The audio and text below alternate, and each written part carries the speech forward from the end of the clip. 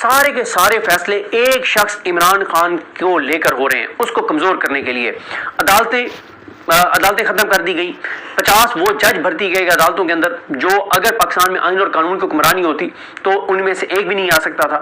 پھر جس طرح سے 26ویں ترمیم کی گئی، 27ویں ترمیم کی گئی، جو FIRs ہوئی، جو چادر چادروائی کا تقدس موال ہوا، جو لوگوں کے ساتھ ہوا، جو 26 نومبر کو ہوا، جو مرید کے میں ہوا، جو اور سارے واقعات ہوئے، یہ سب کچھ کیوں کیا گیا؟ الیکشن چوری کیا گیا، جعلی اسمبلی، اللہ کے 99 ناموں کے نیچے کھڑے ہو کے جھوٹے حلف نون لیگ اور پیپلز پارٹی والوں نے اٹھائے، IPP والوں نے اٹھائے، آزاد یہ جو جیت کے آئے تھے PTI کے علاوہ، آزاد کی بات کر رہا ہوں، تو انہوں نے جو اللہ کے 99 ناموں کے نیچے کھڑے ہو کے جھوٹے حلف اٹھائے، یہ سب کچھ کیا گیا عمران خان کو کمزور کرنے کے لیے۔ لیکن میرا ایک سوال ہے آپ سے، آپ یہ بتائیں، ظاہر ہے ضروری نہیں ہے کہ سارے عمران خان کو سپورٹ کرنے والے ہوں، سننے والے، چلیں آپ اس بات کو چھوڑ دیں کہ آپ PTI کو سپورٹ کرتے ہیں، مخالفت کرتے ہیں، انڈیپینڈنٹ طور پر آپ یہ بتا دیں، اللہ کو حاضر ناظر جان کے بتا دیں کہ پچھلے 4 سال میں جو کچھ عمران خان کے خلاف کیا گیا،